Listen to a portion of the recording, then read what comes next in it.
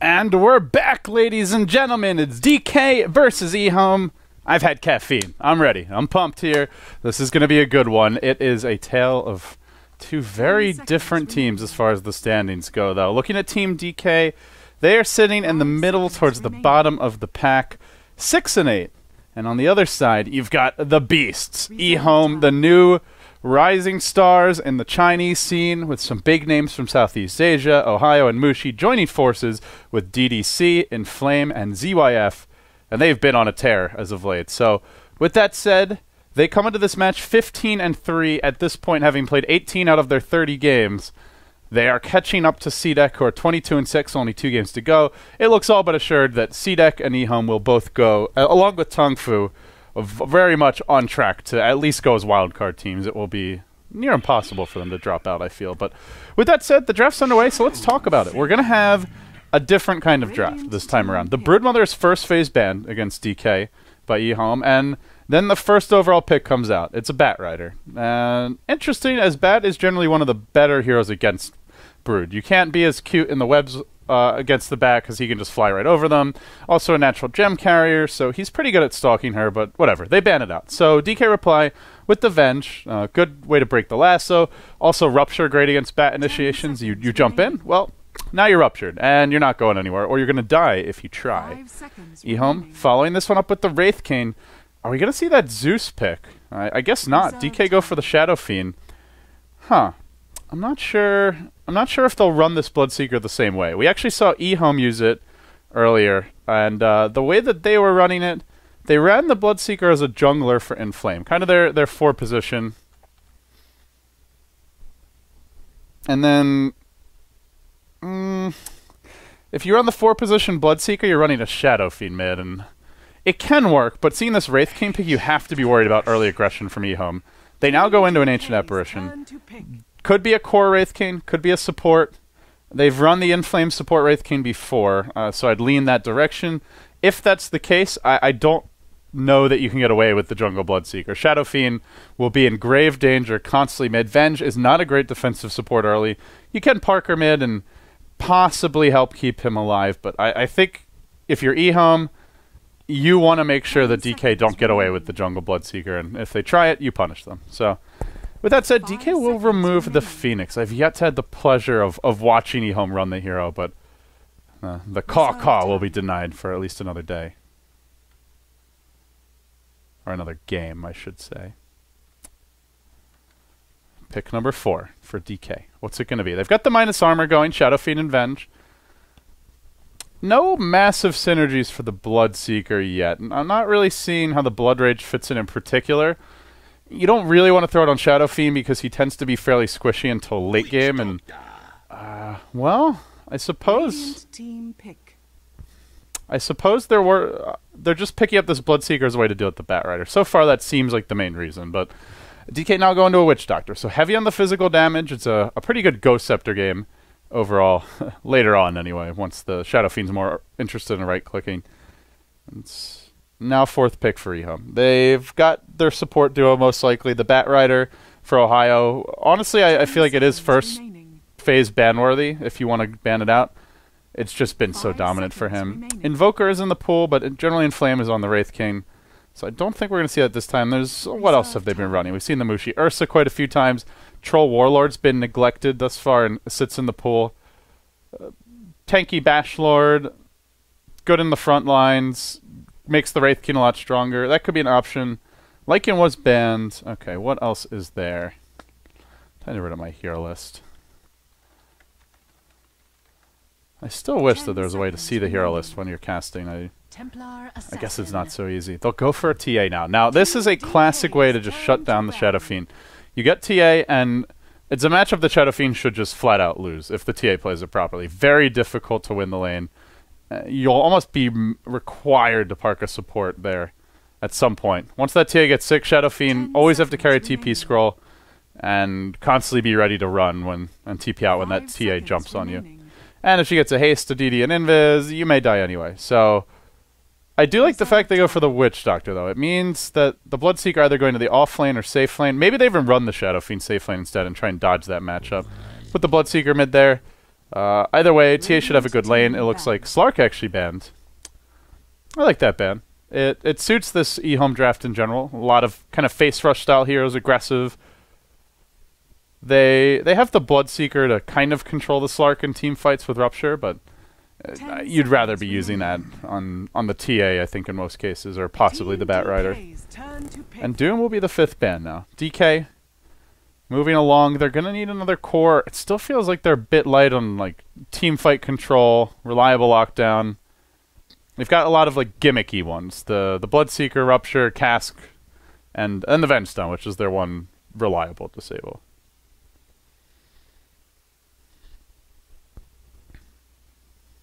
Ten seconds remaining.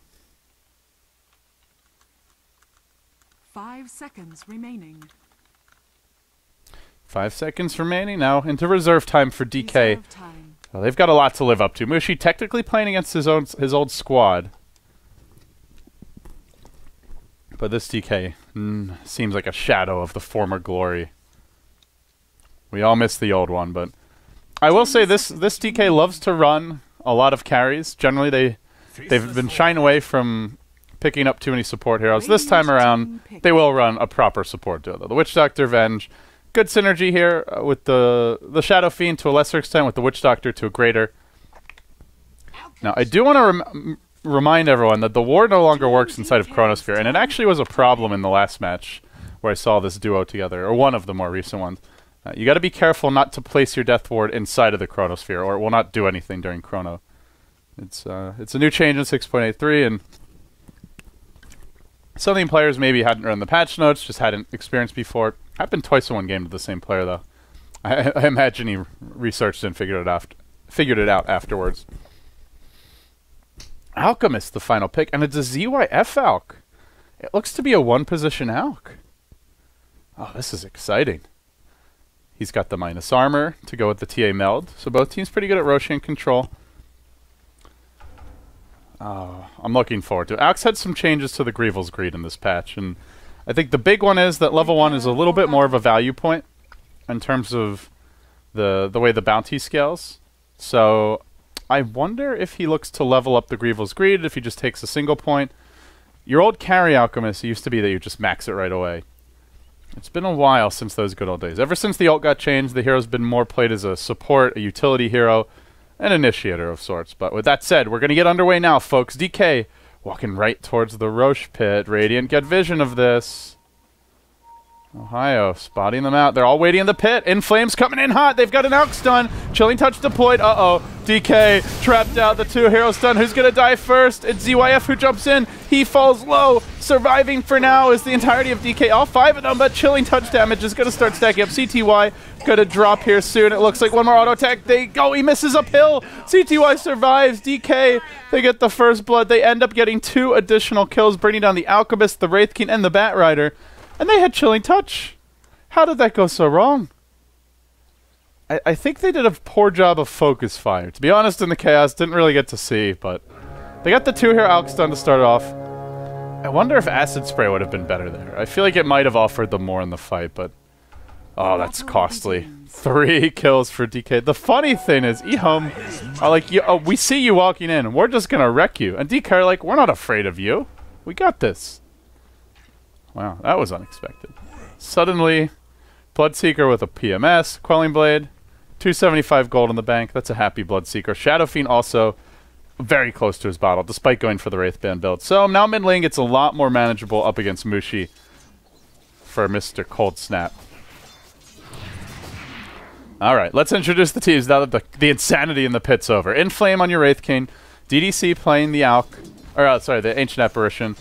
And then we have ZYF handling your Alchemist. They're going to zone back black. They get the stun off. They're going to go to work here with the Chilling Touch. Doing a lot of damage. Mid will be Mushi himself, the M-God as always, on the Templar Assassin. And then to the offlane, I think the real hero for this team, as I've been saying along with Inflame, it's Mr. Ohio on the Batrider. And for DK, Dreamy You playing the Venge, right now getting the farm in the lane. XBG handling the Witch Doctor. They put the Bloodseeker in the jungle, so they are going to run it the same way EHOME did, which had pretty good results.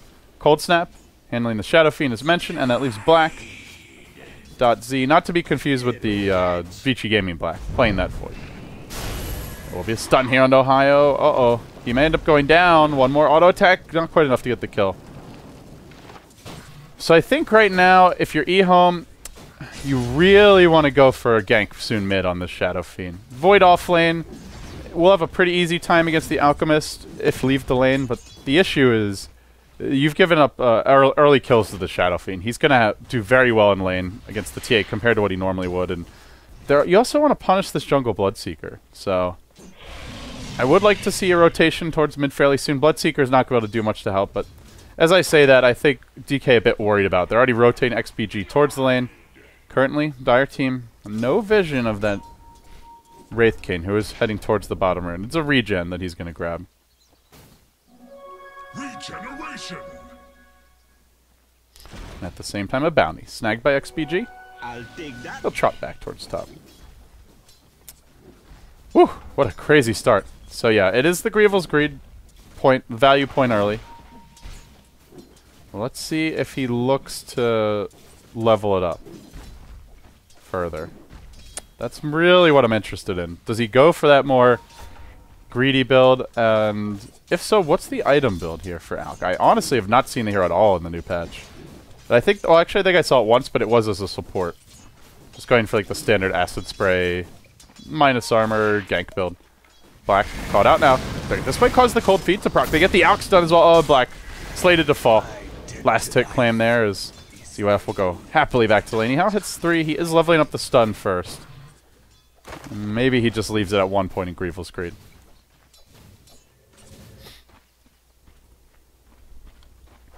Bloodseeker is a pretty efficient jungler with the 0 mana cost Blood Rage. Something he can just keep on spamming constantly in the woods, makes him farm a little bit more efficiently. And just the standard way to play it now. You eat these trees so that you... The aggro in this camp's really weird, and the creeps try to run around in circles. So they end up... And then they try to run back the other way, so they end up really not attacking you much. Choke point jungling, quite good for a hero like Bloodseeker. And he hits 4 at 3.5 minutes. It's a nice pace he keeps. And I guess the idea is as soon as you get your Rupture, you just start looking for pickoffs. So maybe go on the Templar Assassin mid. Although she can just kind of stand her ground and tank up for a bit with Refraction. Definitely don't want to be running, though. That would be bad. Boots and Bottle now acquired. Cold Snap, a great start for him. Sitting ahead of Mushi for now, as you'd expect. 15 and 6 with the early kills. And now Mushi going to swing towards bottom lane. There's a double damage rune rating here. This could be a rune that changes up the course of this mid lane, though. Inflame has the smoke, has the boots. They're bringing the Bat Rider into farmer stacks. I think we may see DDC go for something here soon with Inflame. For now, Inflame looks like he wants to leech a little experience. You can see the Bloodseeker just staying at full HP. He picks up Gloves of Haste, not spending gold for the power tread yet. He maybe... I wonder if maybe he even considers going for the Midas. Try and counter this Aquas, who is now going back for Grievel's Greed. Alright, so he will max it first. Exciting. Alchemist is very fun here to watch if he gets farmed. The sushi chef. Just chop, chop, chop. Slap chop machine. If you haven't seen that remix of the Slap Chop commercial, by the way, highly recommend you check it out. It's delightful. CTY, not going to go Midas. We'll go for the treads now. Your more safe standard build is... He looks to get his level 6 online and start having an impact because, well, while he's jungling, EHOME are prowling. They're heading towards mid. They have the double damage on TA. Gonna end soon. They actually... Looks like they maybe want to go on CTY instead. Is that really the plan here? No, they're going to swing on the Shadow Fiend. Dropping down the Observer Ward, and he gets trapped. Now, follow-up stun, Cold Feet to proc, Meld Strike already used, and Cold Snap down for the count. Bloodseeker still desperately trying to get that level 6.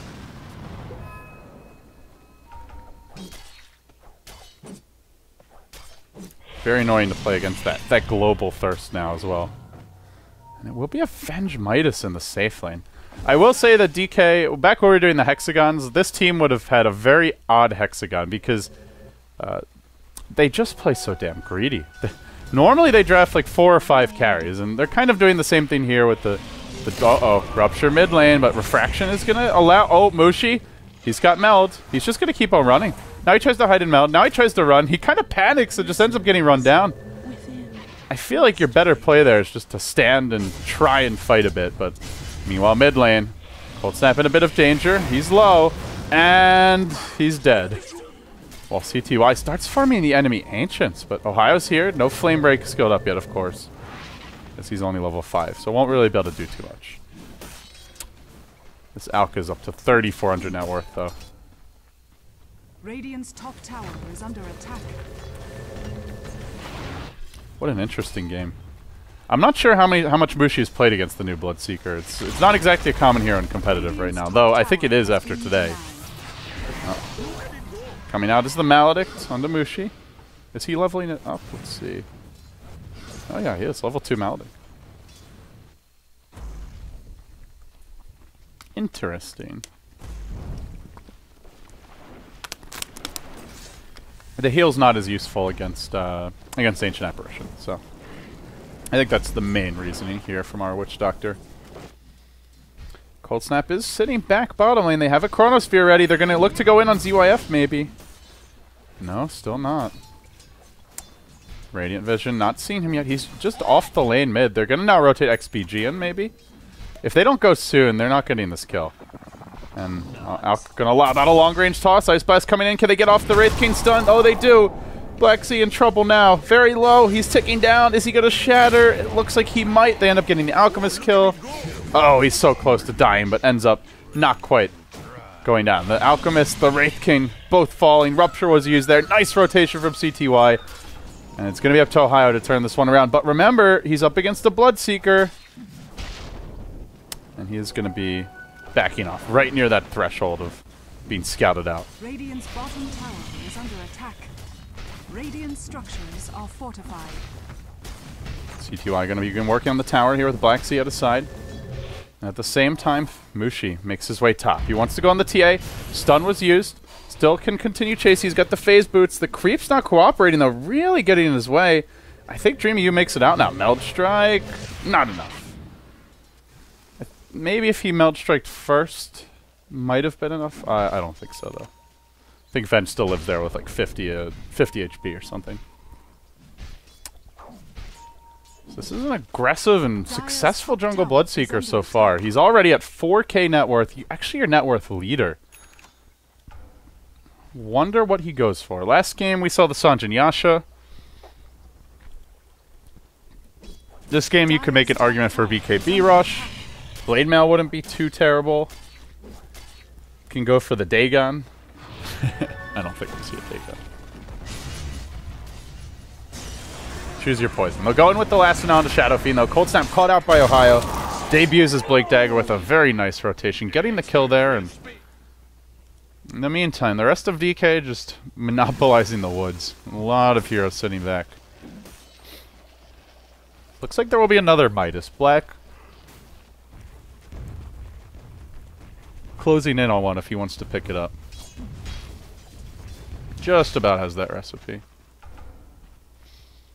What's our Bloodseeker got? Oh, okay, Chainmail. Medallion, maybe?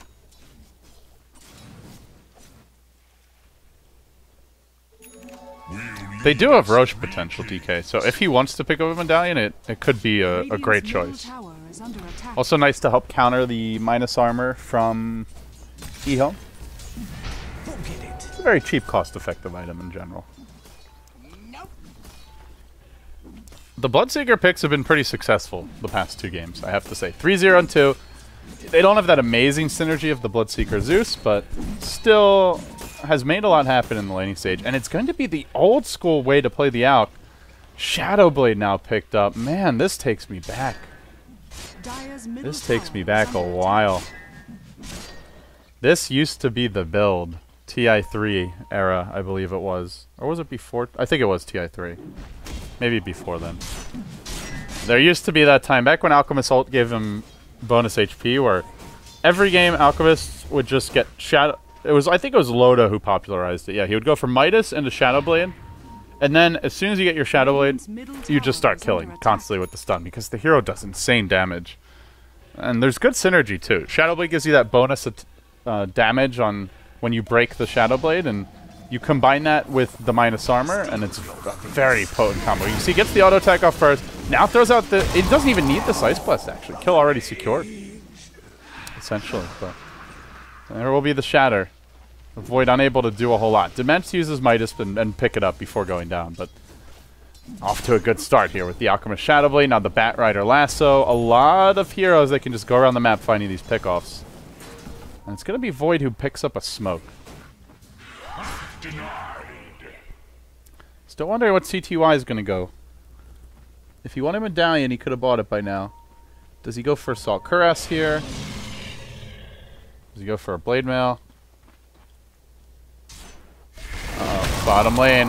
Ice Blast trucked out, but Black will actually get frozen. Uh-oh, that's trouble for him now. The Witch Doctor ult being channeled.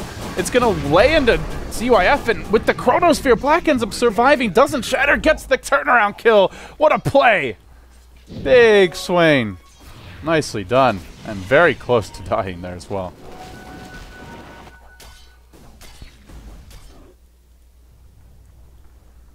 Dire's middle tower is under attack. So he does end up going Blade Mail. This could be very potent. Up against the Alch Stun, you see it coming, just pop that Blade Mail. I will say, though, EHOME have a lot of heroes that like to build BKB, so this is an item that CTY will need to continue to snowball with. He's been rather quiet lately, just farming off on his own, relaxing, not really too involved in the clashes since that early success he found. Still 3-0-2. Now that he's got his Blade Mail, they've got the Void Midas, Witch Doctor Urn, and Shadow Fiend building his own Shadow Blade. They're going... We're going to see a second one this game. Shadow Blade, new meta, apparently.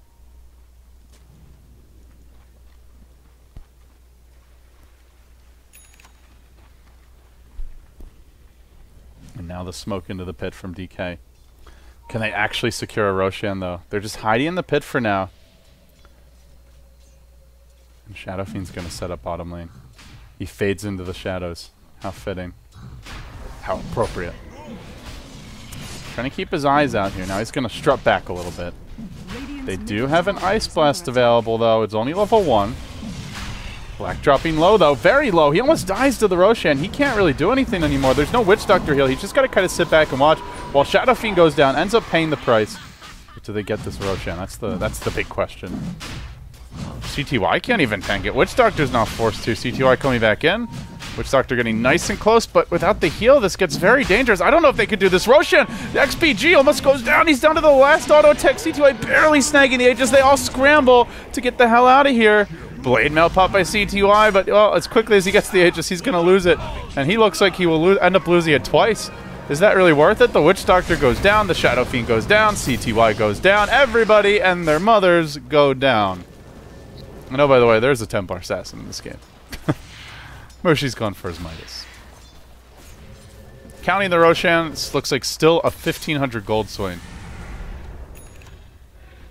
Dire's bottom tower is well, I think they really wish they had the Witch Doctor heal there now instead of the level 4 Maledict and 3 Cask. That hurts. In good news for DK, they were actually leading up until that point, and they're still pretty even in net worth, with the Midas Dota paying off, Void as well as Venge. They are being matched by the double Midas of the Radiant as well as the Alchemist Grievel's Greed, though. And they're going to find Cold Snap. And they have a quick stun, Meld Strike from Mushi, and a quick easy kill. Clinical execution. At the same time, DK make their move, straight towards the Radiant Woods. In the front is Black. COF's here. Now Chronosphere does reveal invisible units, so you can't just Shadow Blade your way out of this one, my friend. They dust anyway, just in case. Time walking in. They'll Venge stun. I think they want to hold the Chrono, but they might not have a choice. No, with the Maledict, I guess they do. Nice patience there from Black. Reserving the Chrono for a potentially bigger engagement. Now it's also a level 2 Chrono. So we'll have the lower cooldown and slightly longer duration to work with.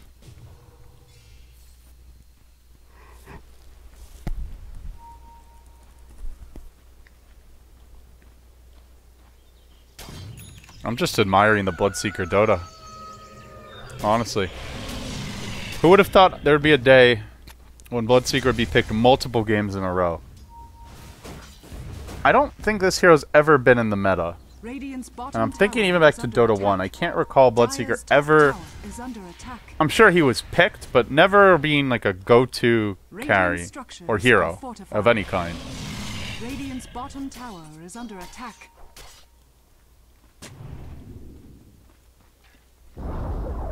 Radiant's The bottom times they tower are has a fallen. changin'. By the way, Dreamy, you Dire's did show it, fortified. didn't mention it, but he went back for his Blink Daggers. Cold Snap's gonna get caught again. Well, they're farming their Venge up, their Bloodseeker as well, but Cold Snap is the one who keeps on paying for this. He goes down once more. Shadow Fiend is unable to catch a break. Dire's top tower has fallen. It's the Ohio Blink Dagger really starting to pay off now. Two-faced. Just walking around the map, systematically dismantling the Shadow Fiend. That is death number 6 for him. Now, I mean, to be fair, as I did mention in the draft, if you want to run the Jungle Bloodseeker, you're asking for your Shadow Fiend to feed, because at that point, you have Avenge, who's not really a support, who's just farming the top lane, and the Witch Doctor, who can't, by himself, always guarantee protection. They get this Blink off, and the swap. It's a level 2 swap already from the Venge, and Ohio's going to get caught out by this. They get the quick kill, it looks like. Rupture's still available for CTY. He throws it out now, but it's an awkward synergy with Void. Void means you don't move. Bloodseeker, Rupture means you want them to run. That's enough for the kill. They bring in the Alk stun. He ends up stunning himself while in Viz, though. They don't have the vision of ZYF just yet. His Maelstrom now delivered, going pure Glass Cannon Alchemist. Oh my. He's sitting on 950 health. And he's going to pay for that. Blinking from the Venge. The stun's there. Just a few quick auto attacks, and ZYF hits the deck. 3 heroes now dead. It only cost them a Void. EHOME getting a little sloppy.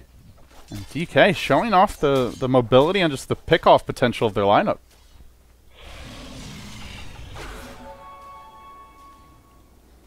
At long last, the Shadow Blade is out. I don't know how useful it will be for the Shadow Fiend as... Witch Doctor actually ends up going down during this time. Did he really stick around there? I figured he would back off ages ago with his team all the way back towards mid, but... Oh well. He ends up falling. Nice pick off there. 12 to 12 your score as we hit that 19-minute mark. EHOME, they've had a great group stage so far. 15-3 DK, 6-8, not so much. And the game will settle into a nice farming rhythm for both teams, and it's hard to say who has the edge here. Both teams have a similar farming potential, I would say, overall. Plenty of heroes that are good at clearing stacks. Lots of plus gold for the Midases, the Grievel's Greed. I think I maybe give a slight edge to DK, but I'm not. Just because they have the Chrono. That's the $1 million ability right there.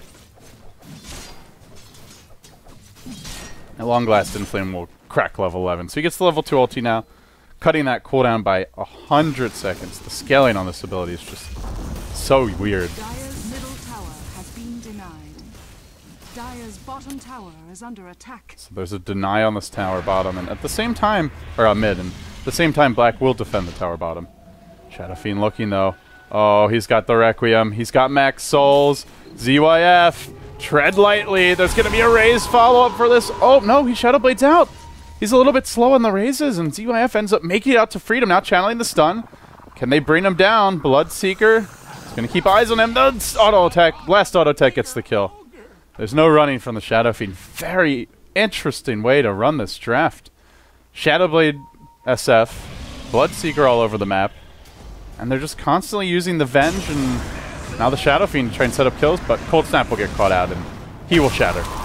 Pops like a pinata as CTY looks to turn this one around. He surges in. He's got a Blade Mail online. He's going for Inflame. Not sure that's the go-to target there. Could have maybe tried for Ohio, but the issue is he will need somebody to cancel TPs or a teammate there as Void walks forward. His smoke's going to end up breaking, but it's nighttime. I don't think he even saw Ohio's Batrider.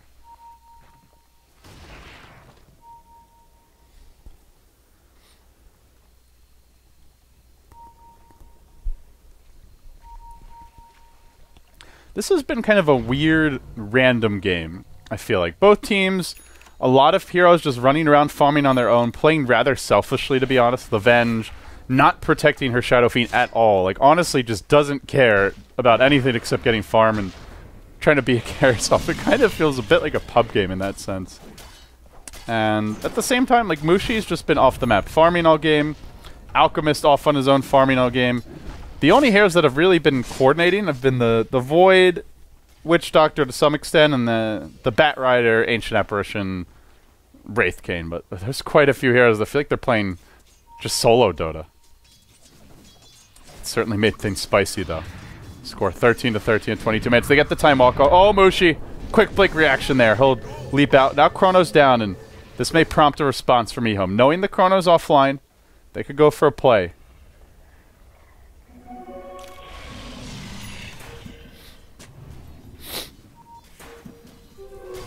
Manta now secure on Bloodseeker, continuing to amp up his farm. And the Roche will respawn. That is your 8-minute Roche. The absolute minimum. Oh, XPG.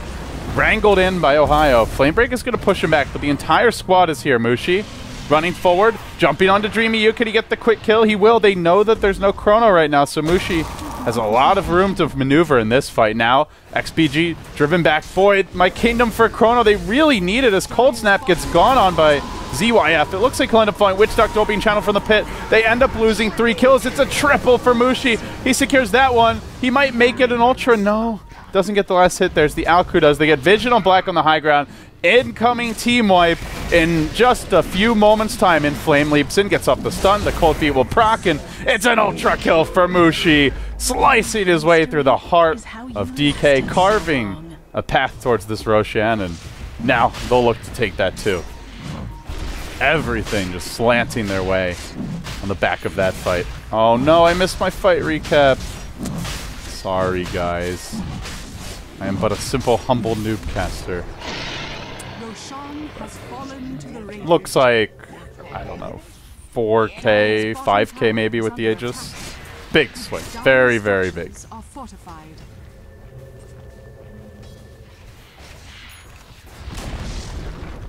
Dire's bottom tower has fallen.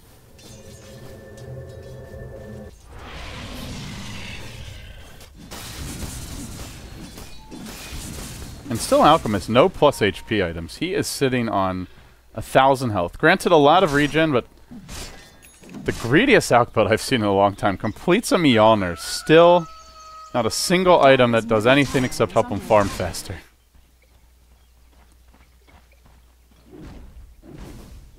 Well, obviously Shadow Blade is some other utility, but definitely the Glass Cannon Alch. Seems to be working, though. He's not the most farmed hero. That title goes to Mushi after the last fight. Hit 6-2 and 2.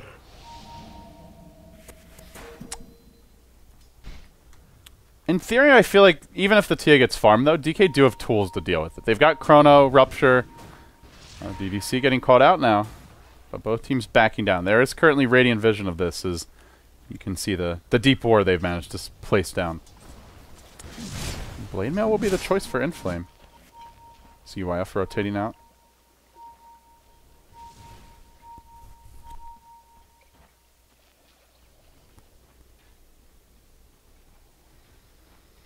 Can EHOME go for some plays now? Let's think about that. They have the Bat Rider gem, so the Shadow Blade won't be particularly effective, and Void is in danger. He's about to get caught by a lasso if he doesn't back off. At the same time, Alchemist looking for the long-range lob CTY with Manta, but doesn't time it quite right, so the stun ends up still connecting. He has a Blade Mail here, though.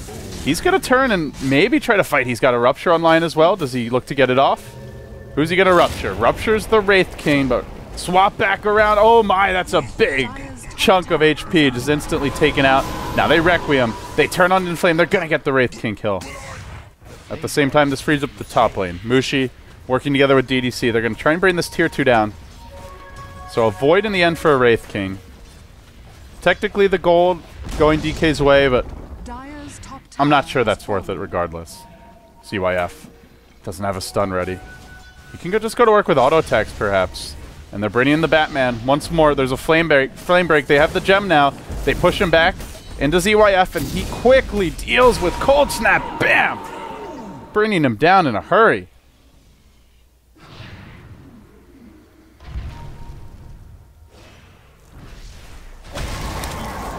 The final kill of the past few minutes, perhaps. Witch Doctor falling top lane gets crushed by the Ancient Apparition ultimate as they will look to retreat out to Chrono. Chrono!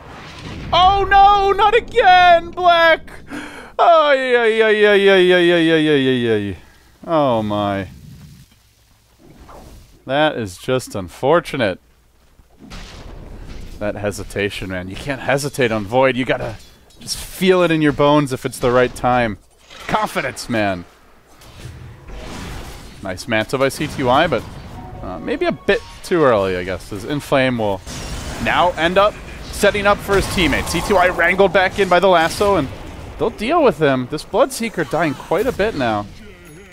He started off 3-0-2, now 4-3-3. Suddenly, Mushi's got his implements of pain, picking up the Daedalus.